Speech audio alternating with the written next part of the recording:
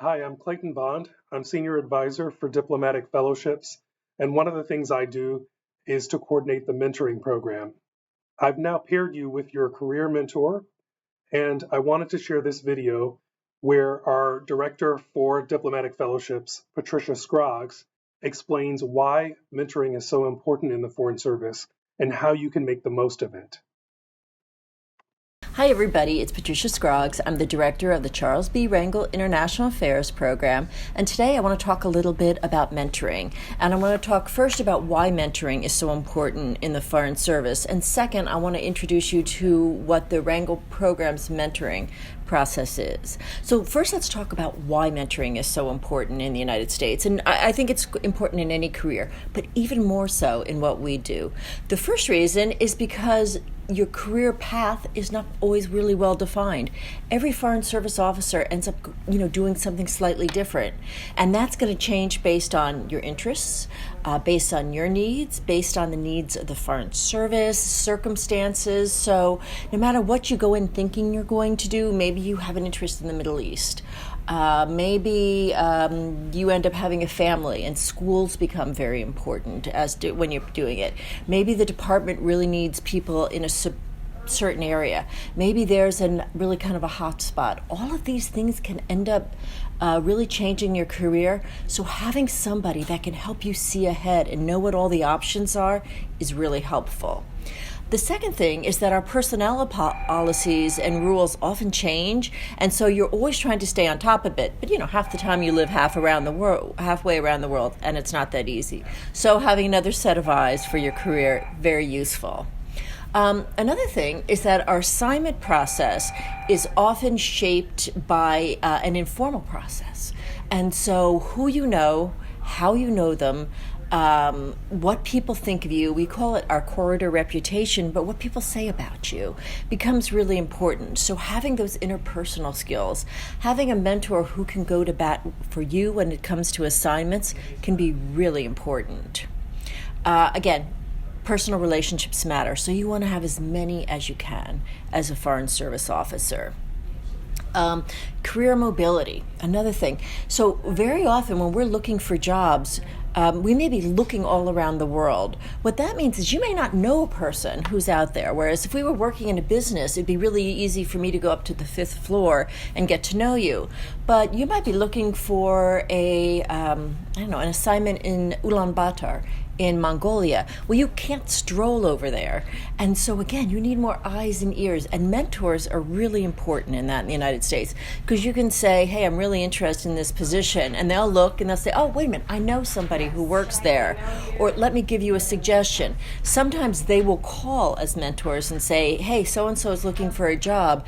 They are really great. I just want to let you know that, I just think the world of them. So this is all part of this informal system of interpersonal relationships that really shape our careers as Foreign Service officers.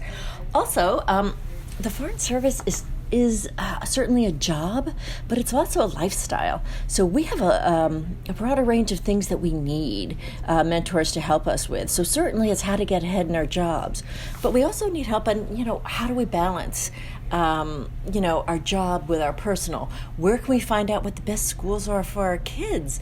What assignments maybe have the best spouse employment opportunities. So these are all things we want to know about. So having mentors becomes very important in helping us kind of navigate the entire lifestyle of the Foreign Service. Also, and this is very important, multiple mentors are required in the Foreign Service, partly because of everything I've just told you. We're very mobile. We work with people that are all over the world.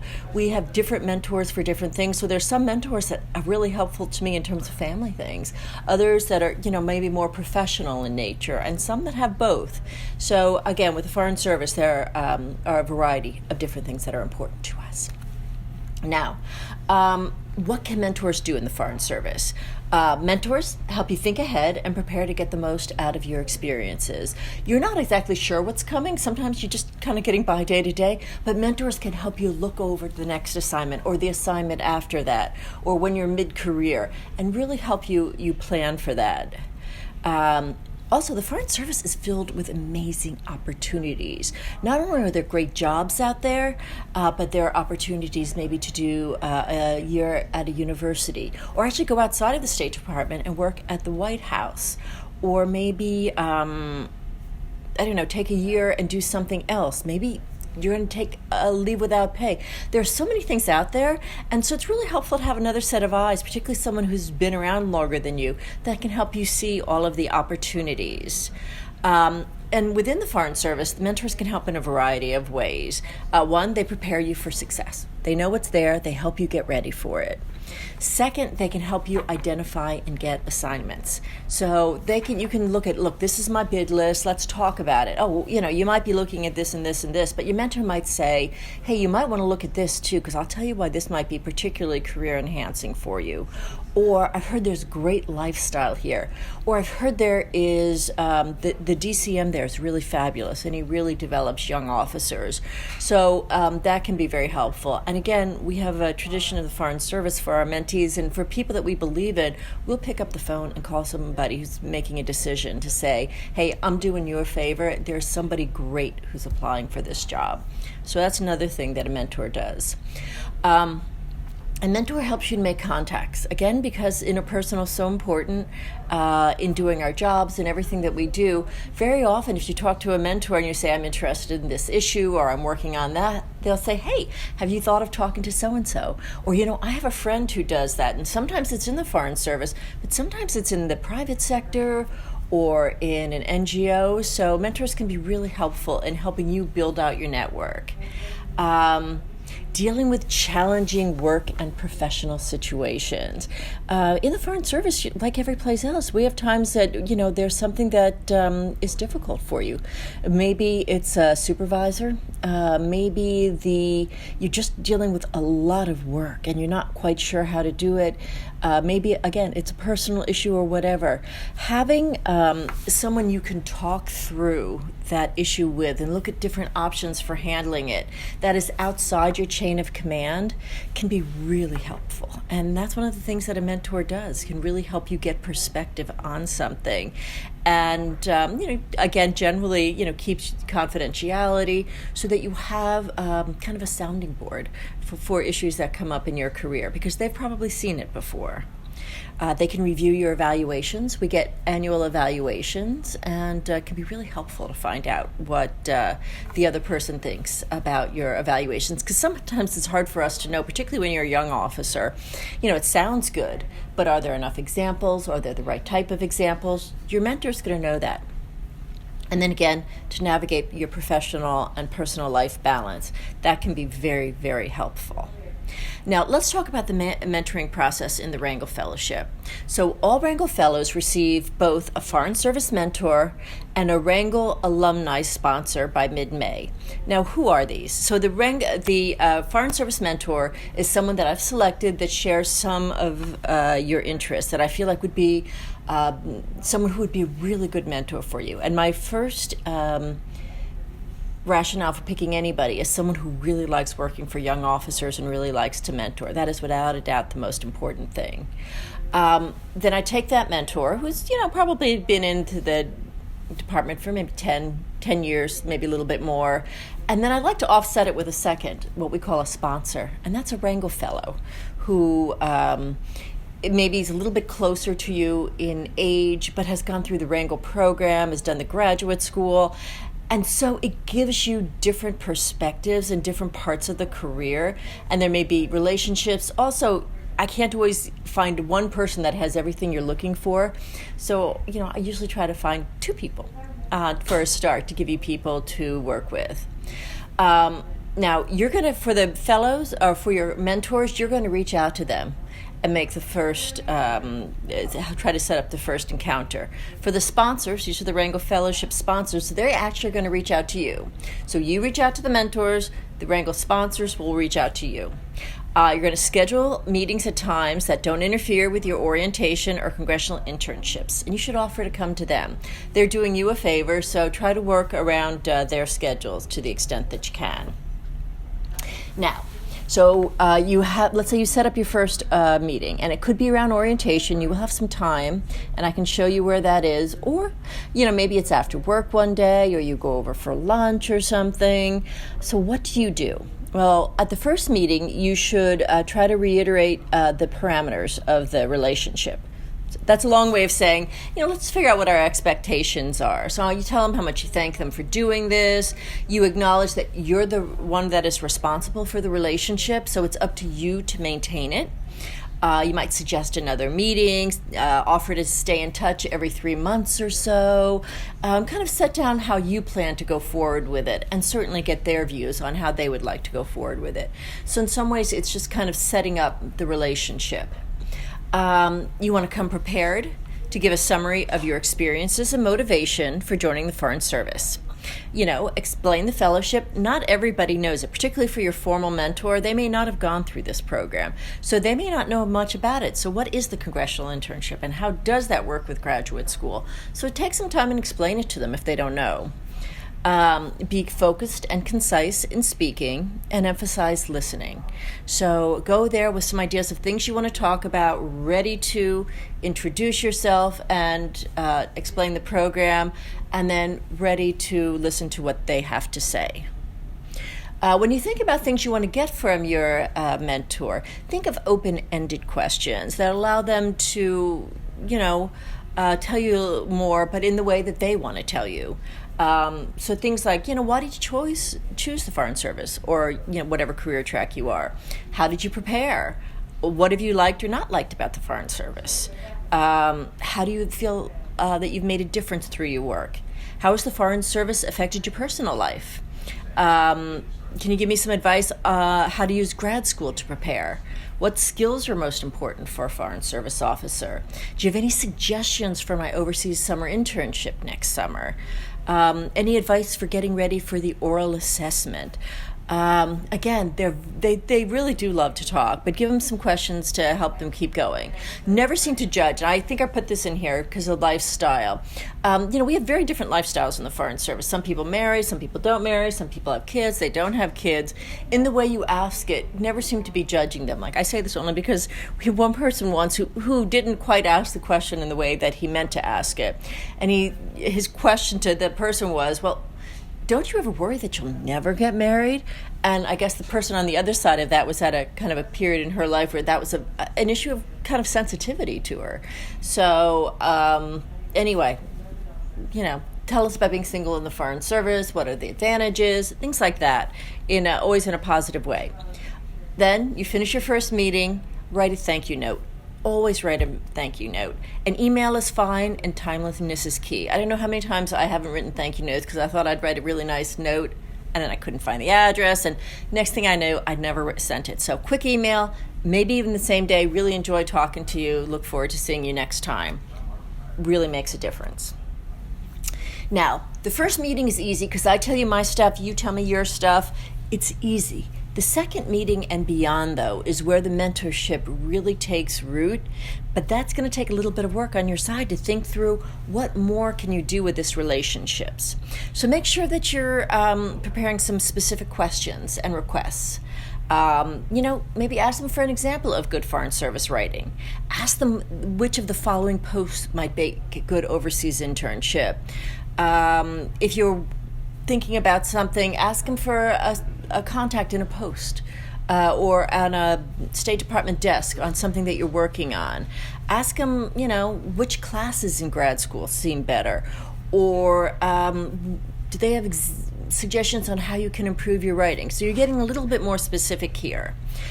You want to try to stay in touch every 3 months or so. You want to tell them what you're doing. You want to ask them specific questions about themselves, or maybe what's going on at State Department. Seek advice. Your emails don't have to be that long, but they should be. But you should have them. And some people really prefer to talk on the phone, particularly if they want to, tell you a little gossip or something.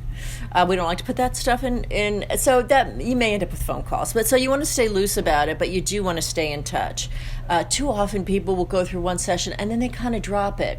And you never know when you're going to need that mentor again. So you want to keep that relationship. Okay, here are my tips for getting the most out of your mentor experience. First is remember that you have the primary responsibility for maintaining and building and maintaining the relationship. So it's not the mentor, it's you. Don't wait for them. You take the initiative. Second, talk with your mentor up front about mutual expectations for the mentoring relationship, how it will work, what it will look like, how often you'll communicate. Be sure not to overburden your mentor by demanding too much time and attention, but also don't hold back from asking them questions. Okay, second, take full advantage of assigned mentors. This is a special benefit and maintain this relationship. It makes me very sad because I take a long time putting these together when I hear that people haven't really followed up after the first meeting. Please do. Again, you never know when you're going to need this mentor, and so you want to keep up the relationship. Value your mentor's time. Come prepared, arrive on time, depart on time. If there's something specific you want to discuss, you might let them know in advance. Use their time well. And then remember that this is a professional relationship. You may become very good friends, and that often happens, but it's primarily a professional relationship. So you want to project a positive image, be enthusiastic, deliberative, proactive, clearly state your professional goals and interests. You want to be honest about your challenges, but not whine or rationalize or shift blame to others. So this last part's kind of important. You should be able to talk about your challenges with your mentors, not just the good stuff, because that's what really helps them, but it's the way you present them. If it's always, oh, my boss is a jerk, that doesn't come across quite as well. Let me tell you what I'm struggling with. This is what it is, and this is what I'm feeling, this is the way this person is acting.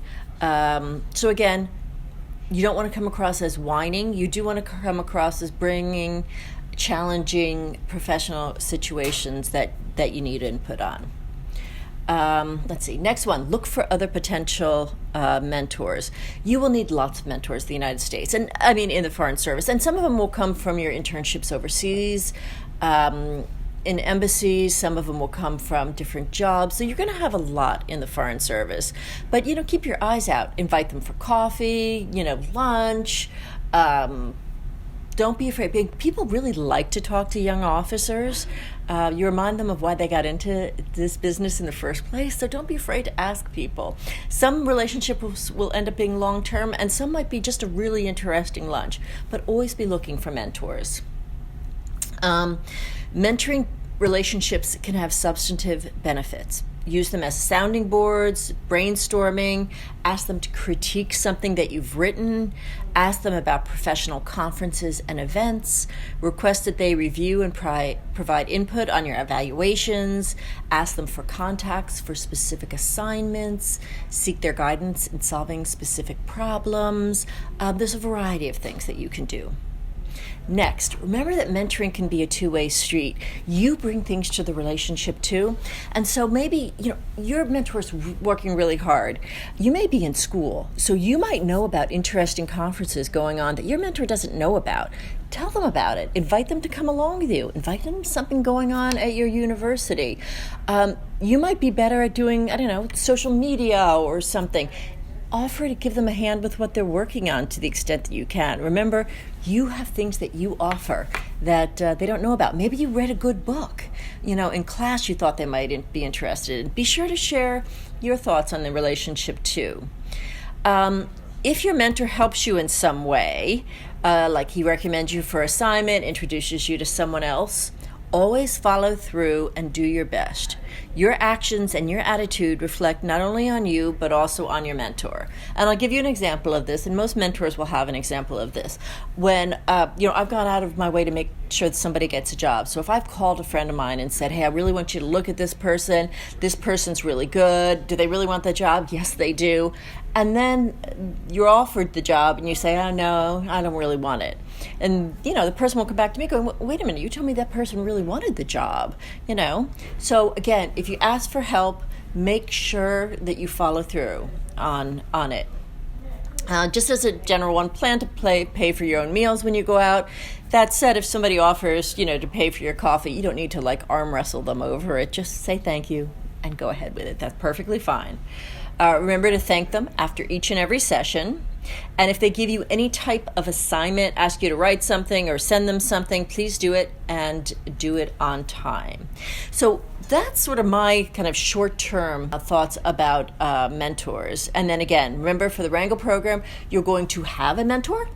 And I'm going to assign it. I'm going to send you an email that tells you all about it. You're going to contact them and arrange a meeting. For the sponsor, they're going to contact you. They're a Wrangle program alumni. They may or may not be in the Washington area. The Wrangle mentor will be, but the Wrangle sponsor might not be. So you might be talking via Skype or something like that. Well, I've talked a lot about mentoring, but I thought I might actually ask some friends of mine to tell you a little bit more about their experiences with mentoring. And I want to ask to both people that have had really good mentoring experiences from the mentee side, as well as some, very experienced mentors to tell you what they think is most effective in young people with whom they mentor. Yeah, I think the Wrangle program, the best and most important aspect is the mentoring component. I think in order for any mentor-mentee relationship to thrive is that there has to be constant communication, but also I think there has to be a clear set of goals and objectives that's understood. I think the most important thing in continuing and sustaining, I would say, a productive mentoring relationship is just keeping in touch. Oftentimes it's very easy to have that first meeting, have coffee, introduce yourself. But the key thing is we all have very busy lives, specifically in this career, and busy lifestyles. And we very quickly go into different corners of the world. So how can you continue to maintain that communication? It could be just when you get good news in your career, you can update your mentor that you've met with. This is where I'm going to next. If there's a point in your career where you need particular advice, whether it's a performance evaluation season, say, oh, have a draft that I've worked on. I would love if you could take a quick look at it. I really appreciate your perspective on this. Taking those professional opportunities, but also just in general, it could be a holiday letter, just some reason to make sure that your name is still out there. Because people really enjoy following your career, even if they're at senior levels, but you have to give them the opportunities in this very busy environment to remind them of that. I think that the main thing in maintaining and creating a good mentorship relationship is communications. Communications between the mentor and the mentee. And I believe that the mentee should take the lead in making sure that sufficient contact is made with the mentor over a period of time. For instance, I have a particular mentee that has almost become like a member of my family because he makes sure that I am aware of everything that is important in his career as well as his family life. And that really draws me into his progress. It gives me a point of departure for giving him my advice. And we really, over the years, have become almost, as I said, like family, and I believe that the communications has been the key. One thing I'd add to that is looking for a common interest between yourself and your mentor, and also following, not just expecting the mentor to follow your career, but also following your mentor's career. So for instance, one of my mentors is out as ambassador to Cameroon right now. So in my work, as I cover different issues, if I come across an interesting article or I notice something was going on with Cameroon, I might send an email and say, hey, thought this might be interesting to you. And that way, the connection is a two-way street. It's not just you taking information and expecting the mentor to track your career. It will also show that you're interested in how the mentor is developing their career and you're keeping in touch in that way. I feel very fortunate. At every stage of my life, there has been someone there professionally to really guide me, to give me great advice, and to listen to me when I was trying to figure out what the next best steps are. I think always keeping in touch. Handwritten thank you cards, even though you might think they're old-fashioned, I think really go a long way. Keeping in touch with people, not only when you need something from them, but just to give them an update about a recent marriage, a baby, something that you're really proud of in the career. And I always think, even if you are at a lower position, you have something to give them as well. So I think offering your own services, maybe you're able to help someone in their family or someone within their network, being available yourself is really important. Always when you have that meeting, what I always do is write out a goal I want to achieve. Specific goal. For example, do I want another meeting? Do I want another meeting with someone else? But once you have that meeting, be very clear of, why you're there, what your core objective is, and just tell them about yourself. So the one thing when I was a graduate student, I use these meetings as an opportunity to build confidence in explaining who I am, what my goals are. And that was great for me. But one thing you always have to do is follow up with a thank you letter. So after every meeting, make sure you send them a thank you note saying, thank you for this meeting, this is what I got out of it. So therefore people know that you're appreciative of their time. So one of the things I like to work on with when talking about my career and my life as a mentor is just that, talking about my career and my life and where I've been and where I'd like to go. And in the most productive relationships, it's actually worked out where if I want to talk about juggling marriage and career, family and career, I talk about it with somebody who has done the same thing. They know where I am, they've been there in many cases, and even if they don't necessarily direct me into a forward location, they can help me figure out my own path there. I am what's called a tandem officer. Both my wife and I are in the Foreign Service. We both have our own careers, and of course we try and stay together as far as where we're assigned. And so the single best mentor to help me with that scenario has been a woman, Karen, who she's in the Foreign Service, her husband's in the Foreign Service. And every month, 6 weeks or so, we'll meet together, we'll have coffee and just talk about some of the issues we're facing. It's usually bidding, because bidding is always a challenge, but talking about dividing up who takes sick leave when our daughters are sick, how you manage dealing with just the logistics of life.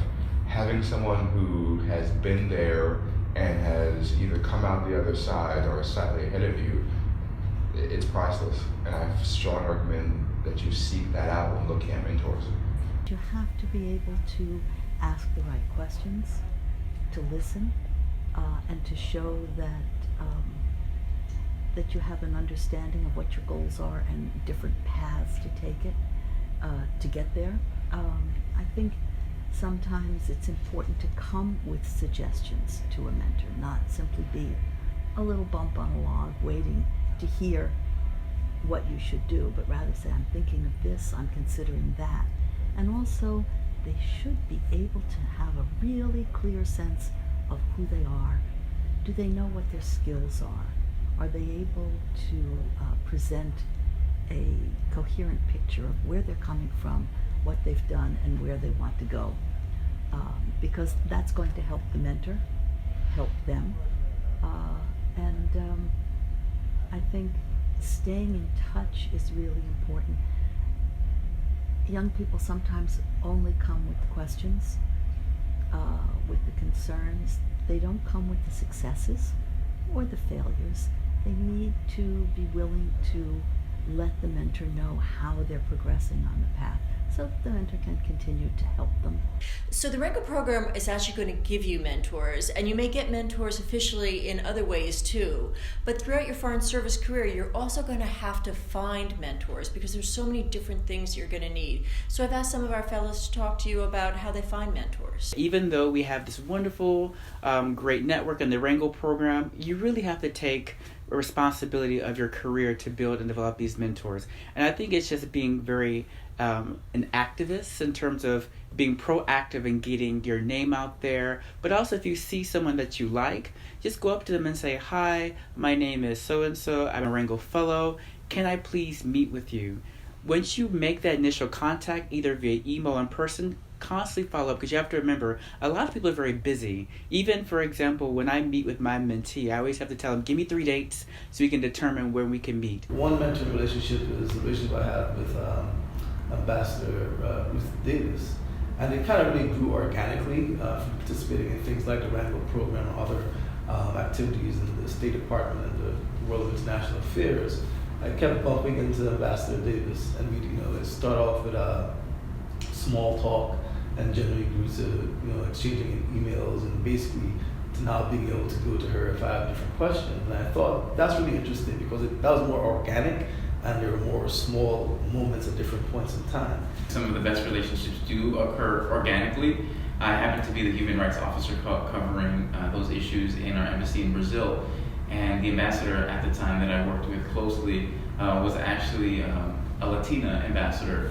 And although I briefed her on policy issues, she actually hosted for the Hispanic Heritage Month a special event at her residence. A one-time thing for many employees, but I made sure to follow up with her, and then in addition to briefing on the substantive policy issues, we had lunch occasionally and then just talked about life, her career, how things have changed and the challenges that she has had to overcome over the past decades. We actually have it pretty good these days because we have programs like the Rangel Fellowship. And that's something that happened organically, but there's also been some very interesting mentorships that have occurred. For example, my supervisor in my Rangel Overseas internship, it was in Brussels, but just this year, 6 years into my career, I saw him once again in DC as I decided to go for the first time in a bidding process to work in NEA in the Middle East, and he is now the director of the Iran desk. And we caught up over coffee, and he actually had many contacts that I didn't, and he has facilitated that. But I'll give one actually counterexample. The one mentor I didn't follow up with was the mentor that I was assigned to by the Rangel program during my congressional internship. This person ended up, fast forwarding 5 years later, when I was in Brazil, he was in Sao Paulo as the principal officer, having already worked at the White House on Cuba policy under the Obama administration, and was known as the person, according to the New York Times, who led to that monumental shift. And I had not followed up after that first initial coffee, as I had mentioned. Had I done so, I could have easily said, oh, I'm in Brazil as well, so let's catch up. But since there was that 5-year gap, still, you should go after that. But had I maintained that, I think it would have been a much smoother transition. I always look for people who are ahead of me in career and life. I don't necessarily mean in rank, though usually that, but somebody who has spent a little bit more time, who has seen a little bit more, who has more experience in certain fields than I do. And those people will usually be very apparent to you. And then look for the people who actually care about what happens to you. This isn't someone who's assigned it. This isn't somebody who's volunteered and said, I want to be a mentor. If you're looking to ask, then you want to be very careful about your pick. Because people will give you advice, but that's not the same thing as somebody who wants the best for you and is hoping to encourage you to do better things.